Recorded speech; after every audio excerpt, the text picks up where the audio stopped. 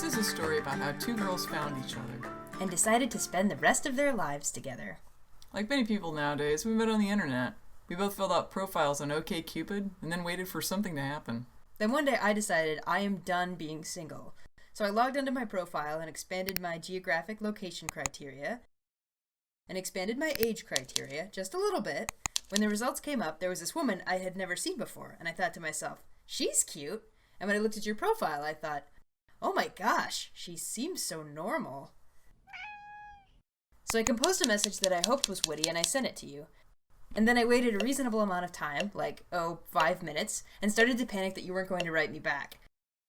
I have a very distinct memory of standing in my friend's kitchen literally 12 hours later saying, she's never going to write me back. This is the perfect woman and she's never going to write back. Well, I finally did check my inbox, and I had a message from somebody named Awkward Pants. I was impressed you actually read my profile before sending me a message. But also, we had a freaky number of things in common. Like we both collect pressed pennies. I know, this isn't like we both like cats. But we do. We also like cats. That's true. After a week of intense Skyping into the wee hours of the morning, we met and hit it off. And after a week of hanging out in person, we had the most disastrous first date of our lives. We went to a pizza place in town that, for reasons that will soon be clear, shall remain nameless. So we were headed to this party at your friend's house, and we got our drinks, we ordered our pizza, and we waited, and we waited, and we waited. We were both starving, but we're trying to play it cool. Like, wow, it sure is taking a while. It's a first date, so you can't just start raging all over the place. Totally inappropriate, right? Anger set in. Quickly. So after about 45 minutes, you go up to the bartender and you ask him what's taking so long. Because apparently the waiter's on like the world's longest smoke break. And I told the bartender we were late for a birthday party for you, for Jackie. And the bartender says, oh, I'm sorry, the pizza will be out soon, I promise. So I went back to the table and we wait for another half hour. Finally, we decided we had to leave because we're already late for the party. And the bartender was really apologetic. He said, hey, we just put your pizza in. It's only half cooked, but we'll give it to you for free. And when you get to where you're going, just slide it in the oven right on the rack and cook it. Alright, so we take this soggy pizza over to my friend's house, and when we get there, we say, we're really sorry, but we're starving.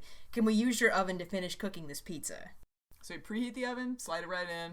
Right on the rack, just like the guy at the pizza place said. And after about 5 minutes, smoke starts like pouring out of the oven. Apparently home ovens are different than commercial pizza ovens because the middle of the pizza was soggy and basically melted. The whole center fell out and the cheese dripped onto the heating element and burst into flames. And so you grabbed some baking soda like some kind of Girl Scout and extinguished the flames. So now we're late to your birthday party. We set your friend's oven on fire. This is the first time I'd ever met her friends.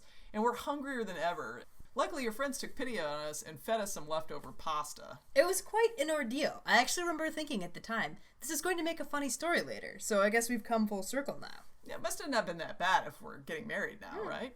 I think it speaks well to our ability to handle chaos. We've had more significant challenges since then, but we've always worked together and kept our sense of humor. And I'm happy to finally make you my partner for life. That's the gayest thing I've ever heard you say. 'Cause I'm on top of the world, eh?